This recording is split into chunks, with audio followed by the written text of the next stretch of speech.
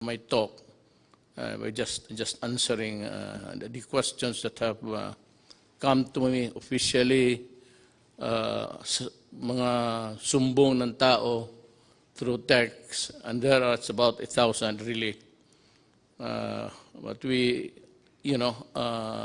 endeavor to read it so that malaman ng tao kung ano ang nangyayari sa sitwasyon natin ngayon.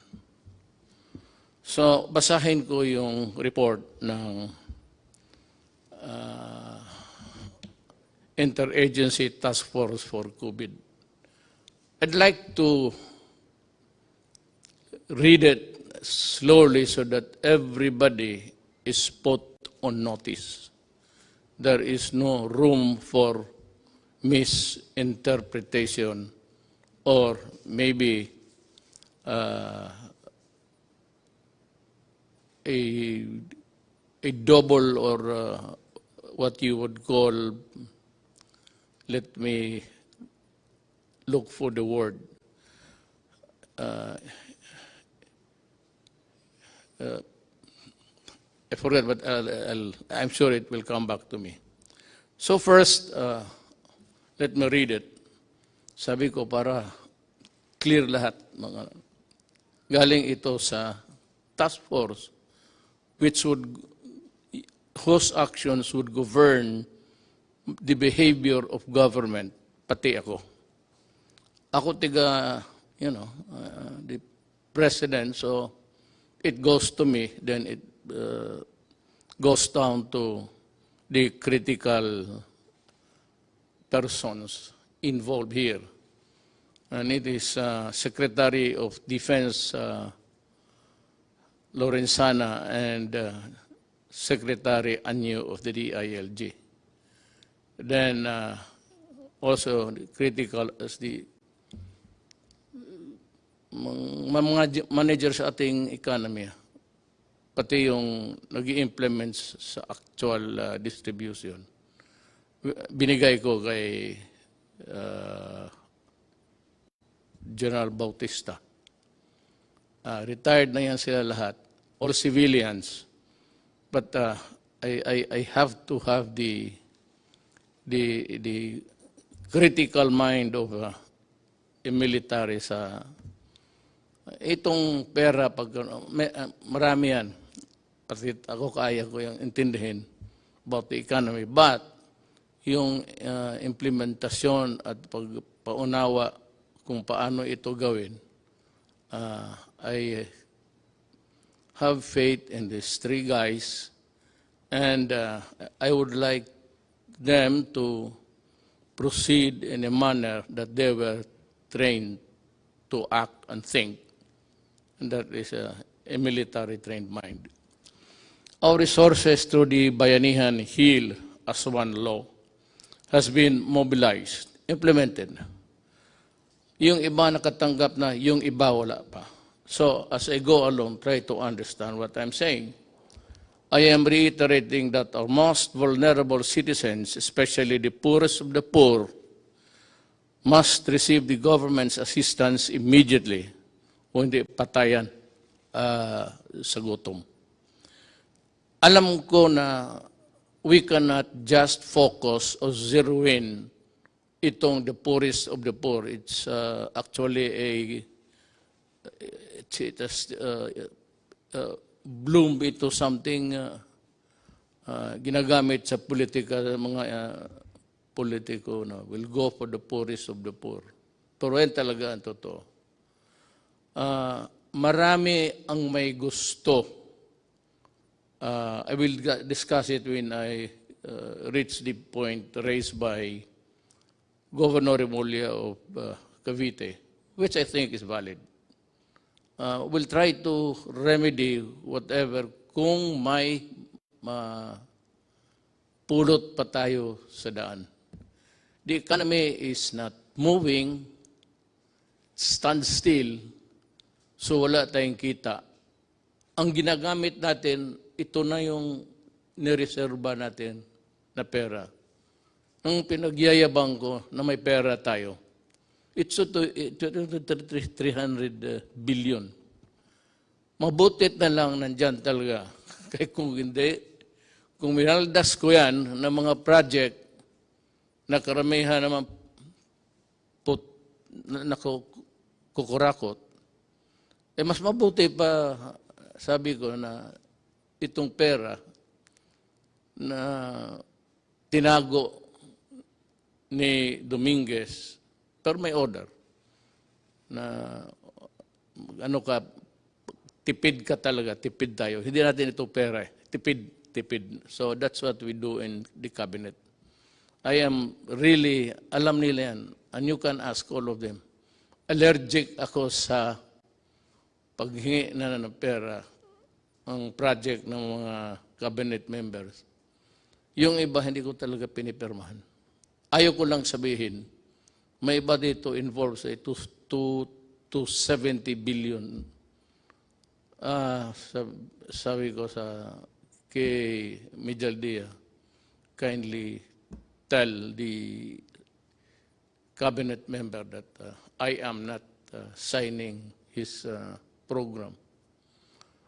Not because I do not trust him, but talagang isali na lang natin sa lahat kasi kukulangin tayo. Tapos yung poorest of the poor, yun namang hindi poorest of the poor, magrereklamo yun kasi sila, yung minsan yung nang umuupa lang ng bahay, kumikita ng buwanan. Yung poorest of the poor, yan yung araw-araw na hindi makakain kung hindi makatrabaho or wala ng trabaho. Ito namang yung tawag natin na sa middle income, yung kanila, nakaupa lang ng bahay na medyo maganda sa subdivision, then may kunting pera sila para dideposito nila for the rainy days. Now, what is really very sad is that the rain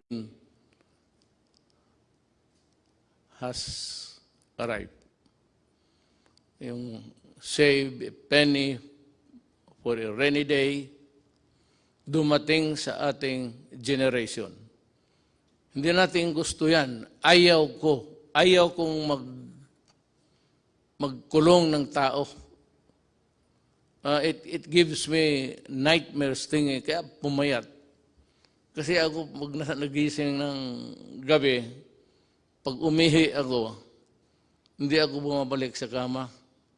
Diretso ako sa lounging chair at mag-isip na ako, maabutan ako ng daybreak, magtingin ako sa labas, sa bintana. Paano ko? Sa akin lahat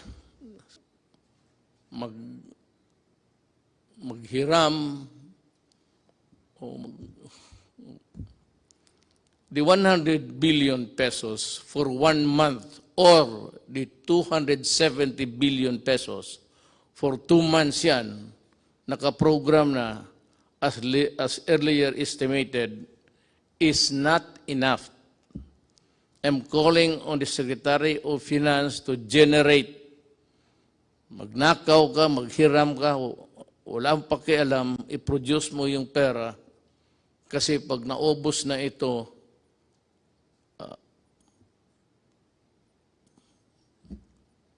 hindi ko malaman. Itong COVID na ito talaga yung tunay na at the start sinabi ko sa inyo. Bantay kayo dito, bantay tayo. Talagang yayarain na itong COVID na ito. It might not really cripple a country, but it will, of course,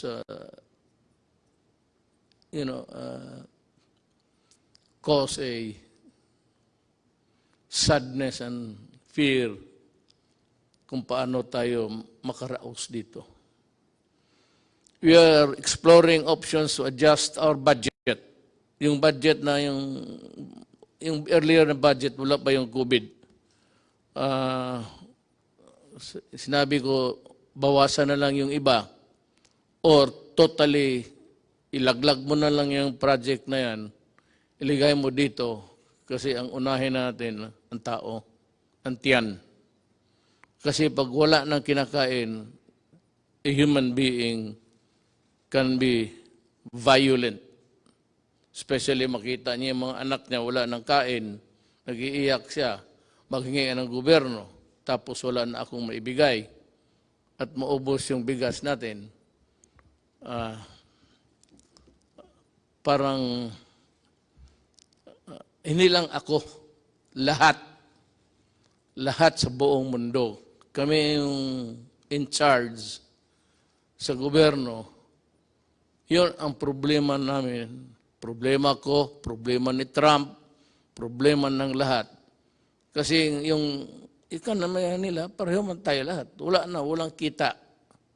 Puro gastos na lang. Wala nang kumikita araw-araw na magbayad ng buwis, magbayad kung ano-ano. That is income for how it would impact on our GDP. Yung GDP is just yung income ng ekonomiya based on the income ng gobyerno. That's what it's all about, actually. So, ang gobyerno kasi cannot print so much money. Hanggang ano lang ang value ng ating economy that is equal to your value, how much money you can print, how many trillion or billions are you allowed. Yan ang economy mo. Hindi mo sabihin na, mas malaki yung iyo kasi mas malaki yung sa Amerika. Sa Amerika naman, may trabaho. Lahat nagbibili ng eroplano, bala, kasi gusto ng gulo. Ang gulo para kumikita. Well, okay, if you look at it that way, well, they want wars to continue so that they will earn, so that yung bala nila, baril nila, yung mga kanyo nila, mga eroplano nila, bumibili tayo para, kagaya nitong atin ngayon,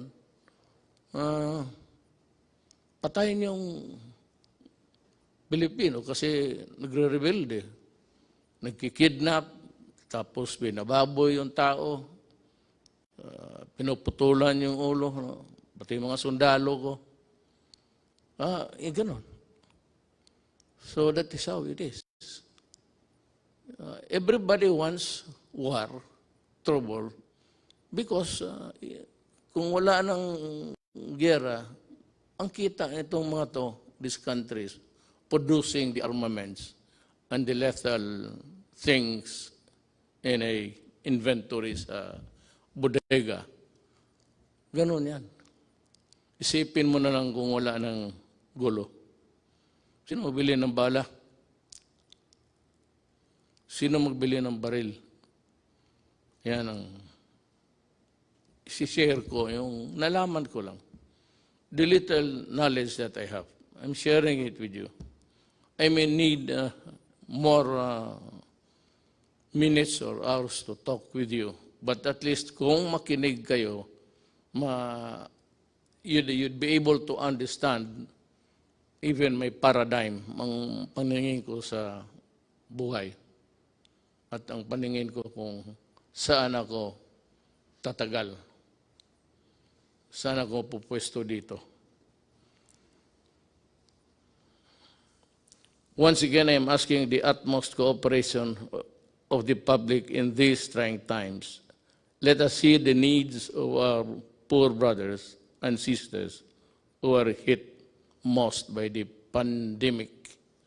You know, lahat tatamaan ito.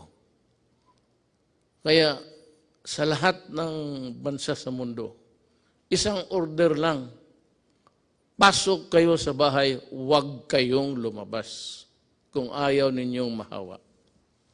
But for those people, Filipinos, who have to, go out to earn a living sa mga palengke, makikita mo naman, nobody's obeying the order. And,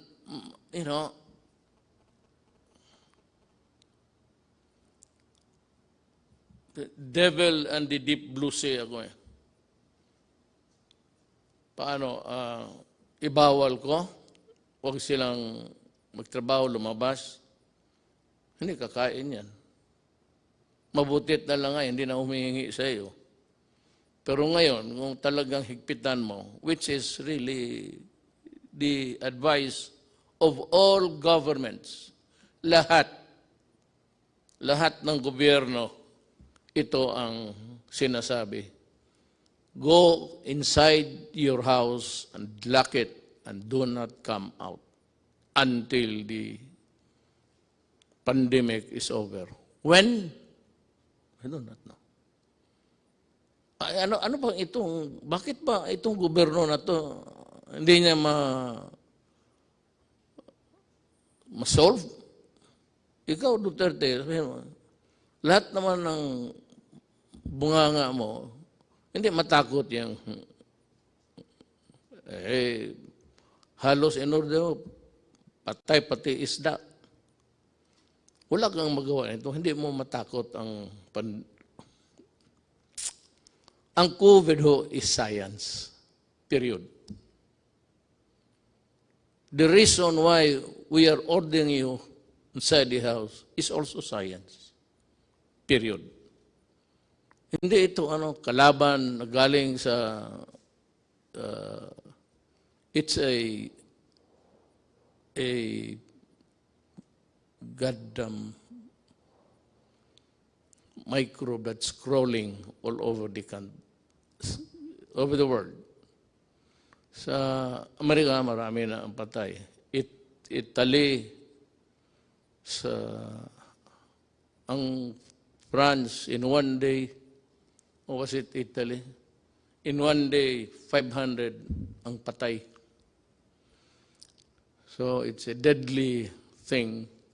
That is why, huwag kayong lumabas.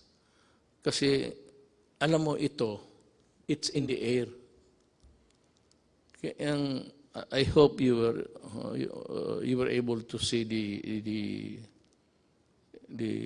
Japanese experts science, paano mag-transmit. Kung kaharap ka lang ng ganon, dito, less than 10 feet away, then I sneeze, mag-atching, mag-ubo ako. Tapos tinignan nila sa infrared, pinatayin lang yung ilaw, tapos tinignan nila at tapos naglagay sila ng dami. Pag makita natin, nakita ko this morning, early, paano lumilipad yung sumasama sa hangin. Kaya mag-mask kayo. Kasi pag nahigop mo yan, it's in the breath. Lahat naman tayo humihinga. Pag nandiyan ka, less than 10 feet, may hangin, dadalhin yung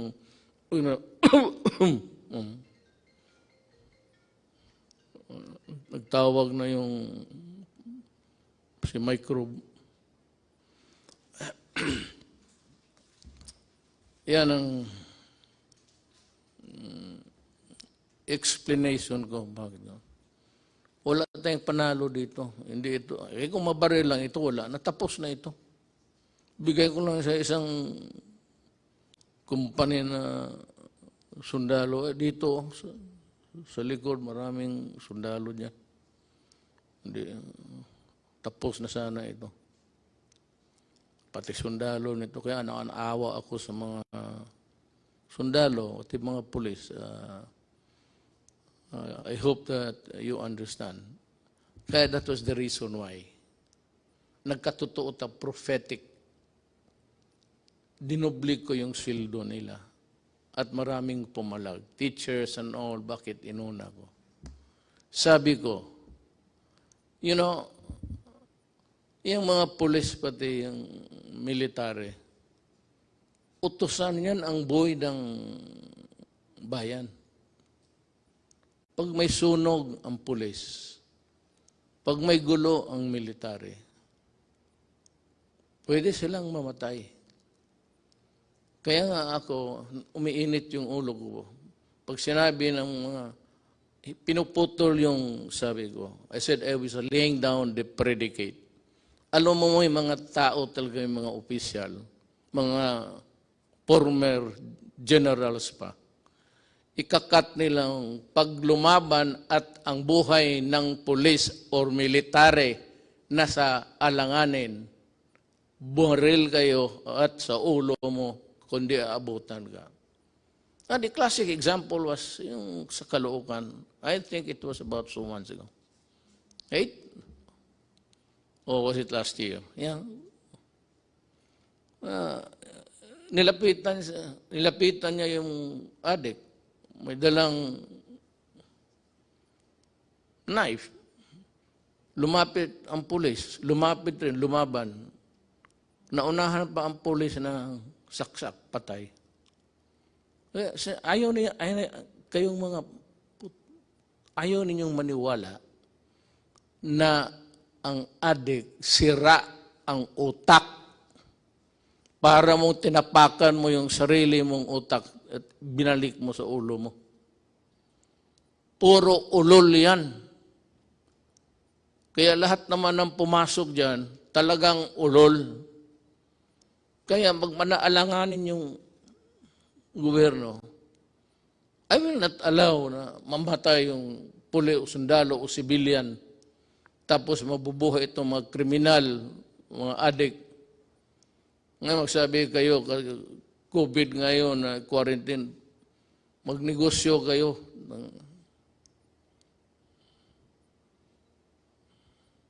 Wala nang malagyan eh. Nandiyan naman yung Manila Bay, tapon mo lang. Tataba pang isda dyan. Totoo lang. At sasarap. Sinabi ko na sa inyo, huwag.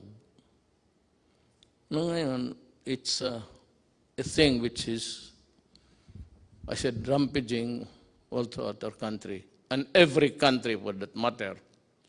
Huwag ninyong subukan ang gobyerno kasi pati ang gobyerno desperado na.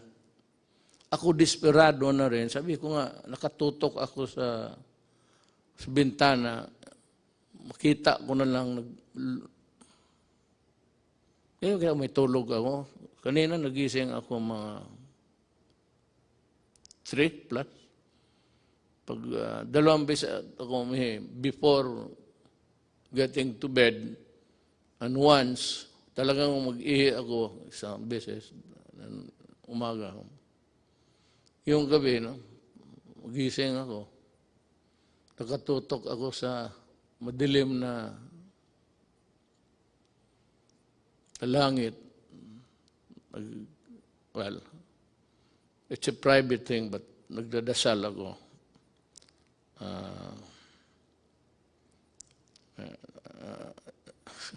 Basta nagdasal ako para sa bayan ko. Kasi yung iba-iba ang Diyos nila eh. My God is the true God. It's only one God. Doon lang ako na, hindi ako nag-ano ng iba. One God lang ako para isang salita lang. Hindi na marami pa akong intermediary. Parang santo, checkpoint yan. Diretso ako. So hindi na ako nagsisimba. At ang Diyos ko is God the Father. He's only one.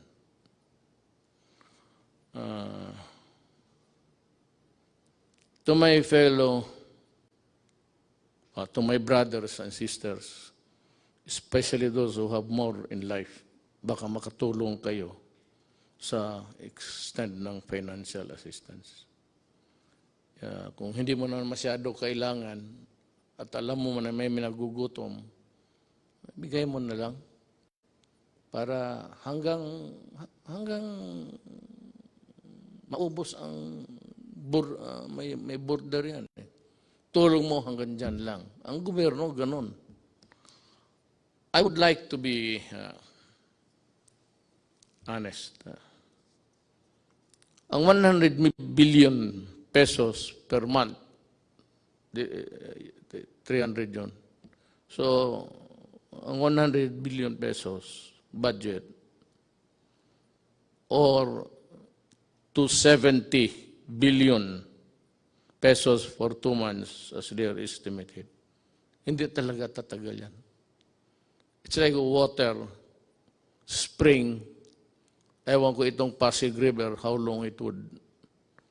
But long after wala na tayo, siguro yung Pasig nandyan pa yan. Pero hindi yan kagaya ng ating gobyerno na walang katapusan ang pera. Your money, money ko, money ng mga sinong may deposito sa bangko. Pag ginastos ko yan, mauubos talaga yan. Wala namang kita puro bigay na lang. So that is a problem. Kaya sana, Bisaya pa, dili na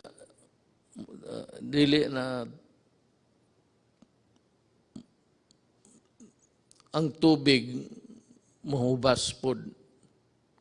Maybe this Pasig would take about 500 years to dry up, but it's not forever. Kaya, ako na, intindihin ninyo ako. Kaya kung may pera lang talaga, hindi ko hawakan yan. It is not my money. Hindi ko naman pwede manakaw. At kung manakaw ko lahat, anong gagawin ko sa pera na yan? Ang edad ko, I just turned 75 last month. With the remaining years, anuhin ko yan. May I ask itong, sige na, corruption, walang, ngayon itong mga nagpa-posturing, may sabihin ka, ang sentence mo, pulis yan ang sabihin lang niya, bawal yung magpatay ang pulis. Nasira tuloy kung ano at bakit ka pwedeng patayin. At may bakit na hindi dapat pumatay ang gobyerno, o pulis o military. Nawawala tuloy sila kasi nagle-lecture, bawal yan. Alam mo, kayong mga opisyal na pulis, dumaan man kayo. Tignan natin yung record ninyo. One of these days. Sige nga. Magprangkahan tayo. Ilabas natin lahat. Ilabas mo kung ilan ang pinatay ko. O ilan ang kabit ko. At ilabas ko rin kung ano kayo. At sabi nga, nagpapahiro. Stop it. Kukurnihan ang mga tao niyan. Na may mga salita kaagad kayo, balik ta rin. Yung naman ngayon, hindi pwede yan, dalawa, kasi bawal sa konstitusyon. Hindi nila alam, binabasa ko, batas mismo. Under the Constitution. Yung mga style na gano'n. So what's new? What's new with more than what is new? Ito nakasalasay ang I hope I pronounce it correctly. Nakasalay ang bayan natin sa pag-unawa sa ating isa't isa. Wala naman akong makuha sa inyo. Nagbabayad ako tuloy. Pati ako binabayaran. Daldal kayo ng daldal. Wala naman, alam ninyo, wala namang income. So, sino pinaparinggan ninyo? Sino yung trying to be smart elect. Yan ang nasa gobyerno ng iba. No, do not compete with me because you are not a lawyer. And a lot of you, you do not know your law. Sabi ko ako, fiscal ako, 8 years ako nagtatrial. Lahat, anong kaso, rape, murder, police, pinatay, police, nagpatay. So, huwag kayong mag-compete kasi may kulang Tapos yung kulang ninyo, I will supply it hindi ma-insulto kayo. So next time, look for a valid issue. Kung yung basta may sinabi ka, lalo na yung favorite na extrajudicial death, lukso ka agad, maraming magsalita. Para lang makasalita. Wala namang ginagawa. At hindi naman nagawa. Nung nandoon kayo. You know?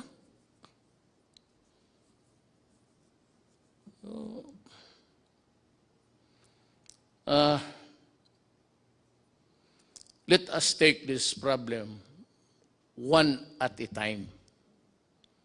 Ngayong itong buwan ito, tutok lang tayo dito.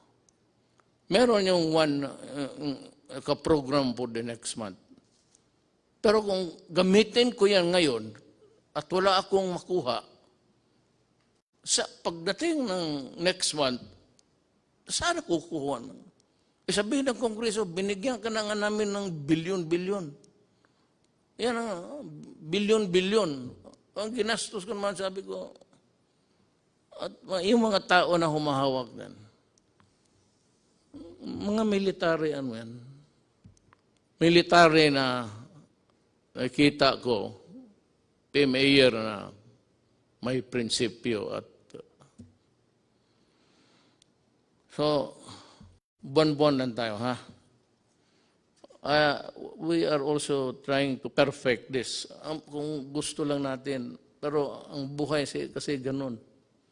Gusto ko bigyan yung poorest of the poor, which is the popular cliche o politician. Nandiyan kami sa inyo ka poorest of the poor. Patignan mo kung nandiyan na sa pwesto. Poorest of the poor. Kayong panahon nila, nakita naman ninyo. Anong ginawa? Anong ginawa nila? No? Nasa gobyerno, itong madadaldal, nasa gobyerno nakita mo. O nagsuporta ng gobyerno na yun. Tatignan mo.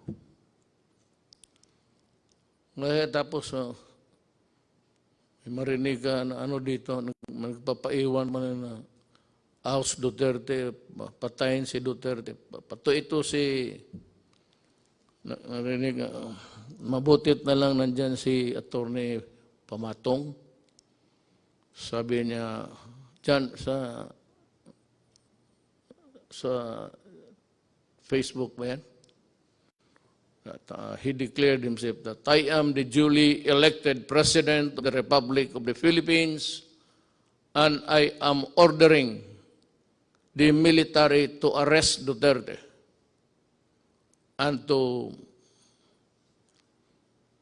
sabi ko, tinanong ako ng staff dyan paglas, anong masabi mo sa sinabi ni Pamatong?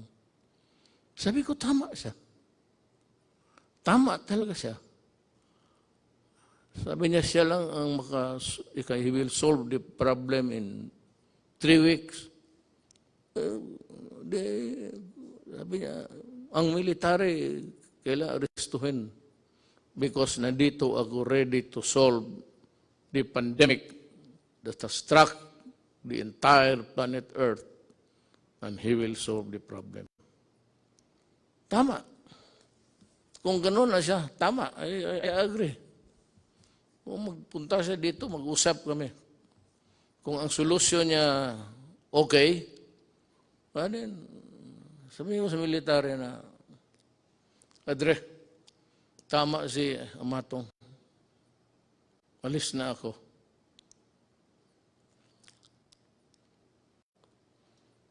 Yung private sector, kung makatulong lang kayo. Alam mo bakit? Hindi yung private sector na yung buwanan lang rin ang sweldo pero may bahay, either financing o umuupa sa category, unfairly though, middle class na yun sila. So sila, sinulatan ako ni Governor John Vic Remulla. He said, among the memo dumating sa akin is, ang humingi nito, among them is Governor John Vic Remulla, who is appealing to include the middle class in their constituency because kailangan rin nila. Ako, I agree. I know the political, economic horizon of the country. At least, nung akin lang, yung maliit kong sabi ko, hindi ako nagyayabang, maliit lang yung akin, how I deal with the problem. Alam ko, at kung maari lang, isali ko sila. But can they be included in the 270 next month? Hindi nga eh. 217, yun yan. 300,000 minus 270. Yan ang maiwan. Kasi, yung sa estimate namin, hindi nga namin sila yung ilan ba dito talaga yung middle class na at yung middle class na floating lang, andun dyan lang. May, just making what's tapos to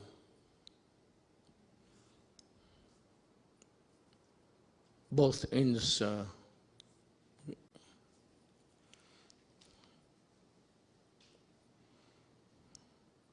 alam mo, ang sagot ko kasi dito, sagutin ko na lang. Ang solusyon nito is vaccine. Walang iba. Unless and until the bright boys, the scientific minds can come up with a vaccine or a previous, sabi nila yung sa malaria. I remember yung tatay ko. May tinamaan ng malaria yun eh. Panahon ng gera. Kita ko siya yung mag-shake para talagang parang addict. Ano yung anti-malaria, I remember. But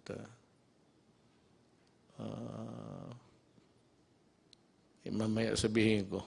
Alam mo, there are things, but I will like to, ayaw kong yung sabihin ko na hindi ko isali yung sa task force. Kasi sila yung mga doktor, sila yung mga economists, sila yung lahat ng tipon-tipon. Tapos experts ng anong field, infectious diseases or whatever. And they are better and to be there to help solve the problem. Tayong mga, ako abogado, wala talaga ako. Wala akong maitulong except gaganuin ko lang kung ano ang mabuti sa bayan na huwag baliktad. Pero kasabi nga dito, the resources is not infinite. Infinite is everlasting. It's finite. Finite is hanggang may border lang talaga. So sa buhay na ito, lahat talaga may border, pati ang buhay mo. O whatever it is, pera mo. Maraming mga mayaman dito noon, panahon estudyante po kami. Ngayon wala na. Because, ganun ang buhay. There's not enough money to go around. Ang gusto kong maintindihan ninyo, na itong problema natin, talagang problema ito. Kung ayaw ninyong maniwala, edi kayo, basta ang pangkontra nito is stay home at huwag kang mahawaan because it's in the air. Nandyan sa hangin eh. Pero hindi niya magtagal yung mga virus sa labas, sa init. Pero nagko-contaminate yan madalas yung itong sana mapanood ninyo yung experiment ng ginawa ng mga Japanese doctor. At pinalabas doon sa Amerika. Ang Amerika talaga ang nawalop. Maraming patay sa Italy, Spain, France, pati Amerika. Ngayon, bumaba ang patay nila. Pero the prediction is really dire. For as long as there is no vaccine or any medicine that this men of science can think of to put an end to it, we will suffer. Hindi ko alam kung kailan kayo, sabihan ko sa inyo, bahay lang kayo. Hindi ko alam kung kailan ako makahatid ng pagkain sa lahat. Hindi ko alam kung saan ako magkuha ng pera. Hindi ko alam kung ano ang ipagbili ko na kung may magbibili.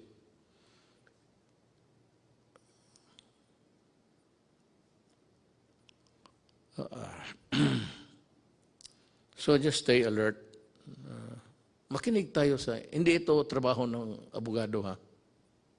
Trabaho ito ng mga medical experts pati men of science. Hindi, kami, I just happened to be here. I just happened to be here. To my chagrin, maybe. Bakit sa panahon ko tumama itong mas matindi ito sa gira. Walang kalaban eh, hindi mo makita.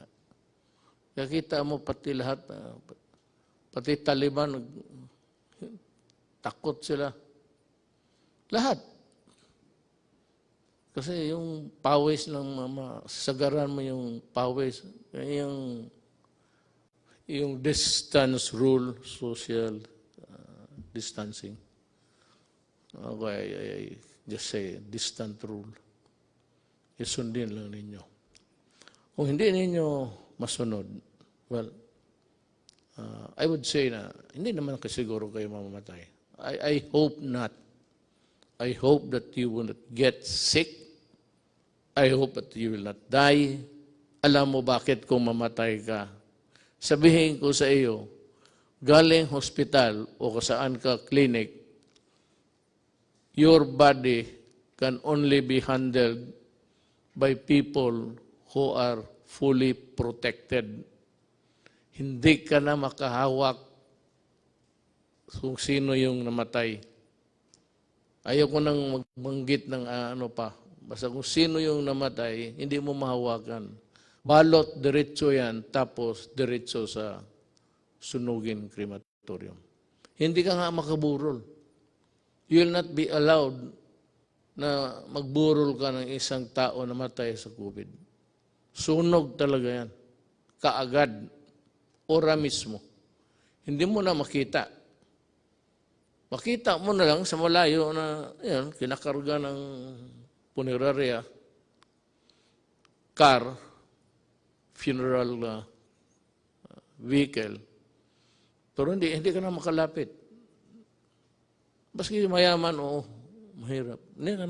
You will not be allowed to go near, touch the terrorists.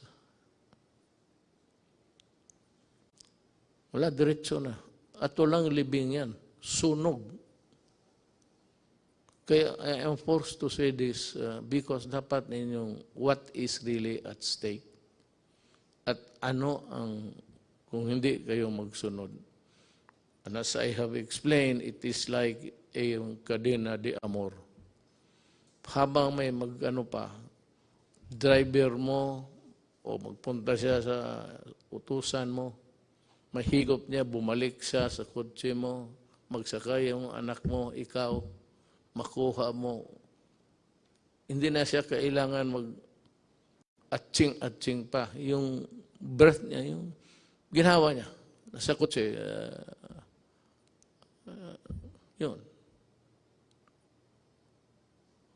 O anak mo, payagan mo, mag-socialize, mag-inuman, tapos may yung isa, may tama pala, kasi ang tatay niya galing sa tapos isang kwarto, hindi niya alam na delikado yung enclose, mabuti pa buksan, mag-aircon ka, buksan mo. Ano ko lang yan. Kasi yan man sinabi ng Hapon. Ganun ang interpretation ko. Ngayon, kailan matapos ito, Duterte, ang paghirap mo sa amin? Hindi po. Handa po akong, sabi ko, kung totoo yung pinapahirapan ko yung Pilipino, anytime po, sabihin ni Amatong bababa na ako, at sinabi ng military, totoo yan, subukan niya itong 3 weeks. Okay. Wala naman akong dyan para makatipid tayo sa bagay, wala nang burol yan. Hindi yan yung patay mo na tatay, nanay, anak, asawa, na iburol na mag-iiyak ka, maraming bisita. Hindi mo nga makita hanggang distansya ka lang. Hindi ka maglapit. Parang robot yung dyan lahat sila lang pwedeng humawak. Sila lang pwedeng magpasok doon sa burner ng katawan. Sila lang. Ikaw, tingin ka sa malayo. Yan ang consequence ng COVID. Ayaw kong sabihin yan. Pag yan ang totoo. At kung maniwala kayo o hindi, kung ayaw mo maniwala, hindi magpakamatay ka, makita mo kung saan ka dalhin at papaano ka. You are not even buried. Because you are a dirty carcass, patay, you must be destroyed by burning. Dahil sa COVID. The one single, sa atin, COVID. Lahat yan. Yung problema natin sa COVID. Ang anong solusyon? Huwag kang mahawa. Paano po? Huwag kang lumabas ng bahay. Paano ang kain namin? Maghanap ka ng paraan. Pero, mag-ano ka lang, basta may mask ka lang. Kaya sinasabi, ako hindi. Yung mask na. Hindi naman ako magsasalita dito na parang gangster. Paano ko sabihin sa inyo, tito mo itong to. Matapang daw raw, kaya niya yung COVID. Magipag-usap sa atin. Hindi, risk go ko na yan.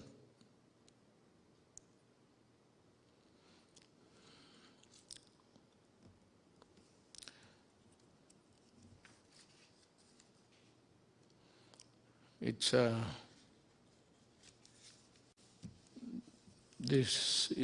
this being the Holy Week, I am calling on the nation to come together this Holy Wednesday afternoon and pay tribute to the indomitable spirit of the Filipino and unite in one prayer to God to fight our common enemy. May dagdag nag-improve ba tayo? I really do not know. How many died today? I have no, hindi ko alam kasi per ora yan eh. Pero sana, well, ang ano lang nito, God is the only one who can really solve the problem for us. Ang tulong ba sa inyo ay sapat? Kayong poorest of the poor at kayong mga, well, I would say you have to consider also as poor because yung deposito namin, yung aming pera, may border rin ito, ang bulsa. Hanggang dyan lang ako. Kaya na-discuss ko sa inyo. Pero kung pagkain, may makain ba tayo? Bigas, I will try. I will try. Maghanap ako paano ang paraan. The greatest danger dito is doon tayo bumibili sa kanila. Ayoko lang sabihin I do not want to mention the country. But kung sabihin nila, alam mo, sabihin ko magbili pa ako kasi maubos na. Sabihin nila na, sorry, ito, hindi namin alam kung gaano katagal to. Mag-i-reserva lang namin. Maya na pagkatapos sa COVID, pwede kang pabilihan ito. So, kailangan ng categorical statement from me coming from the Interagency Task Force. Ang lockdown, wala talagang solution. Pero kung ayaw ninyong maniwala, take the risk. May mga tao rin talaga, alam mo sa totoo lang, I'd want to be, hindi ako nagbabastos ng tao. And just trying to explain sinishare ko nga sa inyo kung ano ko yung nakuha sa buhay, na pag-aralan ko sa buhay. Not necessarily sa eskwelahan. Alam mo, kung magdating ito, talagang maging crisis, hawa dito, hawa doon. Yung SARS, hindi nagtagal, tinignan ko, maraming namatay sa iba. Pero dito, wala masyado. Ang sabi ko lang, I am not posturing a position here. Baka talagang mali ako. At ito namang depensyent to look for yung statement na dangling para makapagsalita ang bunganga. Hindi ko, I am not, pero baka yung init something to do with it. I hope, that's just my prayer. There are a lot of people also coming up with that kind of thinking that maybe yung weather, climate, temperate zones, tropical, init, makatulong. So yan ang hiningi ko sa inyo, yung panawagan ko. Be patient at intindihin ninyo kami sa gobyerno. We would appreciate it. Yung ano lang, mag-intindi lang, patient, huwag kayong masyado. Total, kung sabihin ko na talaga na wala na akong magawa, then magplano ka na kung anong gusto mong gawin. When the resources are all exhausted and the pandemic would claim millions of lives, I hope really and I pray that it will not. Pero kung ganon, wala na akong magawa. Malapit na. Ilang buwan lang ang reserba natin. Ako handa akong ipagbili yung buong Dewey Boulevard. sa gustong mag-reclaim, bigyan niyo ako ng bigas.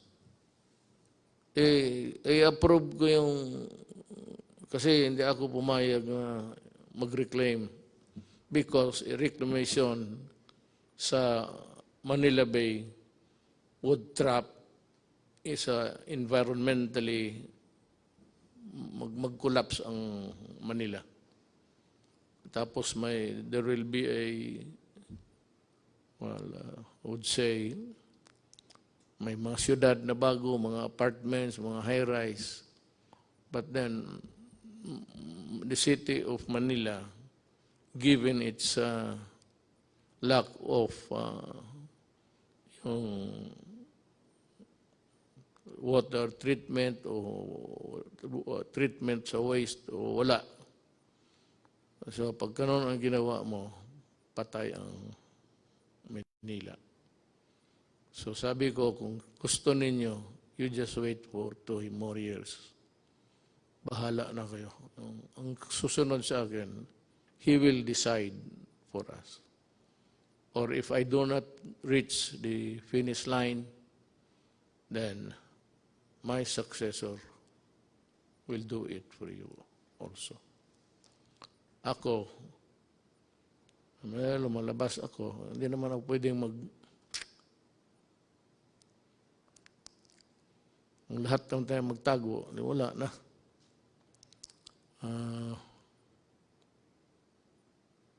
I have also to magsusugal rin ako. If you really want to know, we have discussed it actually even before this. We are inclined to extend the lockdown up to April 30. Tignan natin after that. In the meantime, magdo-double time kami. Doon sa tinatawag ninyong middle class. How is it defined or arrived at correctly? We will talk about this. I address myself to the people who have the money now to help. Pati yung mga employers. Alam mo, tulungan ninyo ang gobyerno, ang bayan natin. Kasi pag bumagsak ang gobyerno, bagsak kayong lahat. Sabi ko nga, I end this with a prayer. Yun, gusto ko lang masabi rin ano nga sa utak ko para maintindihan rin niyo ako. At sana,